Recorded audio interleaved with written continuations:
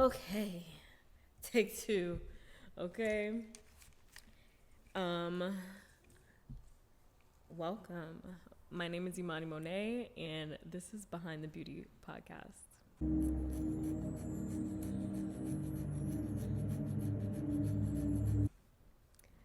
Um, so I'm in the store filming an episode of this podcast as I have done in the past. But it's been a long time and I shouldn't have left you. I really shouldn't have left you without something to step to, like something. I could have gave y'all something to step to. But I'm like being so drawn to outside because there's so much movement. I usually do, when I film the podcast in here, I usually film it from the other way around. So that's why y'all have gotten the brick wall before. But this way, it just makes me want to look at outside and just people watch. But yes, it has been a while. There's, someone else in the room with us now. I'm so corny, bro. But there's someone else in the room with us. Yes, there's so many like updates and life changes and things of that sort. I'm about to say, oh, we'll discuss it in another podcast, but it's just like, how can I ignore the fact that I'm pregnant right now? Like, I'm really like, we'll talk about it later type of person. Like, we'll get into that later, but right now we about to talk about what we're about to talk about. But in honesty, I have been carrying around shame from being inconsistent with having this podcast. Like, I've been honestly carrying shame because if you don't know, prior to Beauty Strike, I have had podcasts, I've had blogs, I've been a beauty blogger. And when I say I've been a beauty blogger, I've hit milestones in that field that I can say that is what I did. Like, that is a profession that I had before. And some of those milestones are reaching a certain amount of page views, getting ad revenue through like AdSense and things like that, as well as getting and securing partnerships for my blog as well. So like, I've had a podcast, I've interviewed people, I've had it, on my own since like 2017. But the stage where I am in my career now, things have shifted, like I became a spa owner, I became an esthetician, I became a full-time, doing this stuff full-time. This is what is my bread and butter. This is like what feeds me and my growing family, this is my full-time every day. So I started to realize that like I was putting guilt and shame into places that it didn't need to be, because I was like, I do all this stuff on a regular day-to-day basis. Like, I talk to clients, I follow up with people, I make sure things are running smoothly. Having a brick and mortar store, especially in New York, bro, like, it's not the easiest thing ever. Like, it's not. A lot of states are way more laxed with a lot of rules, regulations, and things that you have to have for, number one, a store, number two, employees, number three, just like making sure you're staying up to tasks, like whether it's for employee training or for personal development, or it's just restocking things take time. And then I do clients as well. So I was guilting myself for something that I shouldn't felt guilty about, because it's not like I'm like sitting on my butt and not doing anything, right? And that brings us into today's topic. Today's topic, what I really felt on my heart and my chest and my soul to speak about, is for the people who are seriously high achievers and they don't know how to rest. Like, you don't know how to rest. Like, you don't know how to rest, babe. Like, let's be for real. I see you over there. Whether it's you that like just graduated and you're on like this committee, that committee, this club, you said that you wanted to decorate a friend's new house, like you helped on somebody move, like you're you're stepping in for family, but then like what about you? Like what are you doing for you? Like I see you. And I'm even talking to the person that's like entrepreneur, you know, doing everything, saying yes and instead of like actually no, when you should say actually no sometimes, like, you know, taking on all these projects because you know that you can do it better, you can do it more efficiently, you can do it faster, and you know that it'll be done right. Like this podcast that I'm making today, it's for you. It's for you. You need to learn how to rest. Like me being in the self-care wellness industry, a lot of people just relate beauty to like beauty, like we're just here to be cute and like, oh my gosh, like, you know, but that's just not how I've ever felt about the beauty industry. A part of the feeling of why I entered into the beauty industry was because like I remember when I would come home from high school, and I'm gonna be 100% honest, I did not gel with people in high school because I always knew kind of where I wanted to be, where I was at, and certain things I just didn't want to involve myself in because I felt like it would affect my future. So what I did was a lot of times like come home, do my hair, do my nails, do my eyebrows, practice. I was practicing these skills, and it also made me feel really good. And then I started doing it for other friends. I started like scouring the internet and going on YouTube and discovering like that these people who are now like OG YouTubers, I discovered that like they have these interests too. They're kind of like the same way. And, you know, I just realized that the feeling that I had was just like, I feel relaxed. I feel calm. I feel at ease when I come in home and I do this thing. Then it turned into my career, which I'm an advocate of things that you like and you love. Turn it into your career. You making money from it. I am a Christian. I don't know what some of you are who are watching this. I don't really think it matters because like I don't judge people based off of their sex, religion, gender, identity, whatever. That is personal, and I respect everyone and everything. But yeah, so I have read the Bible, and money in the Bible used to be called talents. So I definitely believe that you should be making money from your talents, period. Everything that you're interested in doesn't need to be an income source. Like, it's a difference. You understand? Like, you can make money from your talents, but everything that you enjoy, everything that is a hobby, everything that you do to unwind doesn't need to be a monetary gain, you know? But yeah, so my love for beauty, wellness, relaxation turned into a career for me, which is amazing. But then it's so funny because it's like I'm preaching to other clients, I'm preaching to people, I'm preaching to like because there's okay. I have so many thoughts. So there's times where I'll have a client come in and they'll check in, we'll have a great conversation before they come in the treatment room and lie down. And then it's like, I can see them not in the moment. Like, you're just not in the moment. And it's just like, bro, you paid to be here. Like, for 50 minutes, for an hour and a half, for 25 minutes, depending on what treatment you did. But it's like, number one,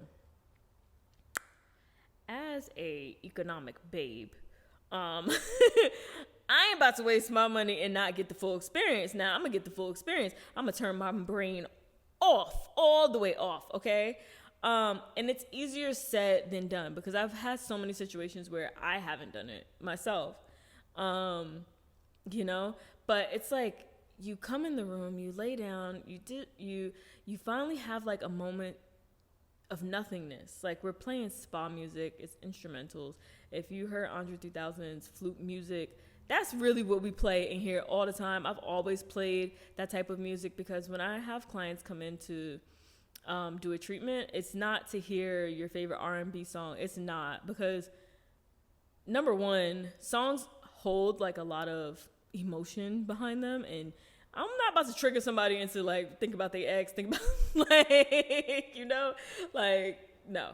We playing flute music, nature sounds, like always, ever since I have been a solo esthetician before I even opened the spa, like just always. But you have a moment where you're like in a treatment room, the room is dark, it's cozy, it's warm. You're laying down, you switch into this nice robe, you're laying down on a bed, your legs are elevated, we put a little pillow underneath your legs, your hair is pulled back, you begin to get cleansed and massaged, and you're over here thinking about work. Like, you over here under steam, legs elevated, bed warmer on, it's warming up your back. Ooh, I know that, you know, I know back problems, okay? You just had your period, so your back is a little achy. That back warmer is on, making you all like loosen up. It's feeling good. You get a massage on your face and your chest and your décolleté and your neck, and you getting a nice back massage. Like, right here is this point that I massage, and I know I massage that point, I'm getting a tip, baby. We get a tip. But you're getting that, and you're sitting over here like not able to close your eyes and to actually be in the moment. Like, what's up? What is going on? That is trauma, okay? And we're here to unpack that, because there's no reason why you're able to show up in your job, in your work, for your friends, for your family, for your community, for all of these people except for yourself, because you owe yourself to sit down, relax, have nothing going on in your mind, and have somebody take care of you for a change. Like, you know? So it's really funny that, like, I would, in so many words, tell people that, like, you know, sometimes people come in and they want to chat, which I love to chat. Sometimes people come in and tell me things about, you know, their personal life, their friendships, their relationships, any type of relationship. And I respect and honor it. And it's client confidentiality, obviously. But you need to realize that it's still like a treatment. It's still a time for you to relax. And this is not me going off on clients per se, because this is what I signed up for. This is more about how I see it in my world, how I see women and people who come into the spa not know how to turn off the productivity mode. Like, you don't need to be productive to be a good person, to be a valuable person, to be a person worth knowing. You don't need to be productive 24/7. I've started to, and again, this is me growing in this as well. I'm growing in in this season, especially being pregnant, with untying my value to my productivity. And it took me a long time to actually feel it and incorporate it into my day-to-day, because I would fall into productivity when I was trying to fall into ease and relaxation with myself for the day. It's so easy when you're just like a naturally productive, on the go, you want to do something, you want to change something, you want to cross something off of a to-do list. Like, bro, everything doesn't need to be to-do list. A to-do list. I have journals on journals on journals on journals full of to-do lists. I have notes on notes on notes on notes on my phone for to-do lists. And I'm not saying that what you're doing is wrong, but I'm saying if you're going to put something on a to-do list, put on there to rest and relax. Put it on there. You need to. Because at the end of the day, if you're not recharging yourself, if you're not resetting, if you're not getting your heart rate at a certain BPM on a daily, weekly thing, you're going to stress yourself into an early, you know? And that's not what we want, you know? So I really just want people to stop tying their productivity to their value. And a few ways that has helped me do it, because I see it in my world, which is, again, when people can't relax, turn their brain off, shut down, be present in the moment, for a spa treatment that we're doing. But it goes way, way beyond that. It's like, how do you carry your attitude into a different space? Or how do you carry your mentality into a different space? Sometimes, like, and I don't know who can attest to this. You are at work. It's a long, busy day. Maybe you've spoken to a lot of people. And then you go home and now your family, partner, whoever is there, or no one is there, but you're still carrying the energy of what that day was. And that's you, like, still not being in your self-care mode, because I don't know if you work from home. I'm trying to understand how to separate space and balance from working from home, but you're not turning that off and going into your home like, this is my safe space. This is like where I drop everything at the door. Like, this is where that stuff that happened out there stays out there, and this is like my inside. Like, you're not giving yourself that ease and that just softness. Like, you know, you're not being soft to yourself. And if you want anyone to be soft to you, babe, you got to start with you. You got to start with the way that you treat yourself. Like, nobody's going to show up for you differently than how you show up for yourself. They might, you know, there's really good people out there, but if you don't show up for yourself with grace, compassion, empathy, slowness, stillness sometimes, then nobody else is going to do it for you. And I really just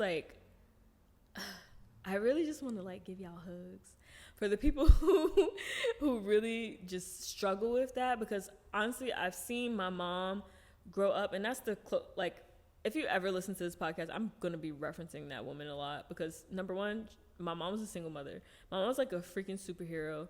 A lot of things wrong with her relationship, but I respect her. I love her.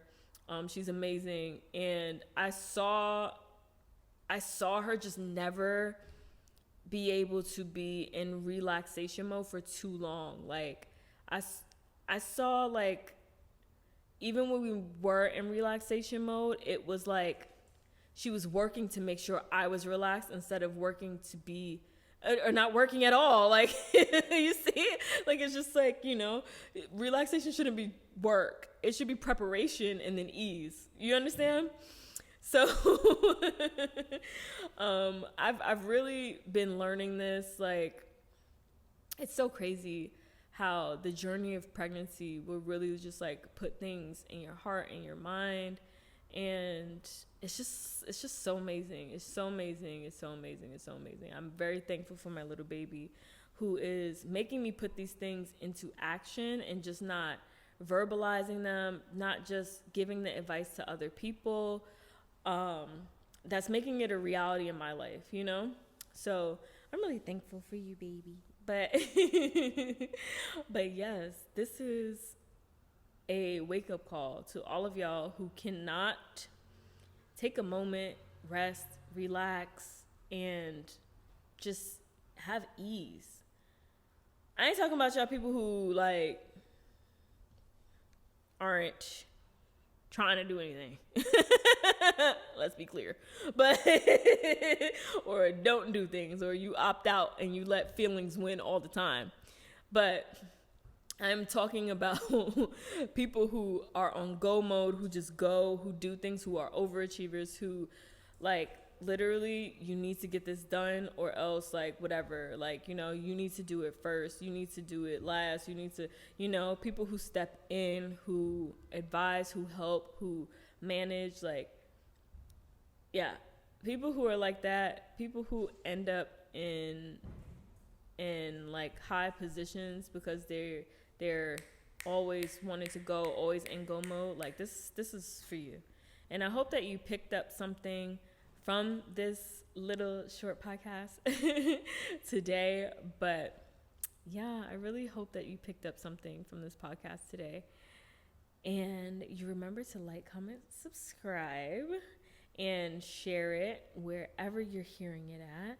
And check out our YouTube channel if you haven't been watching this on YouTube, so you can see me, see where I'm at, hear me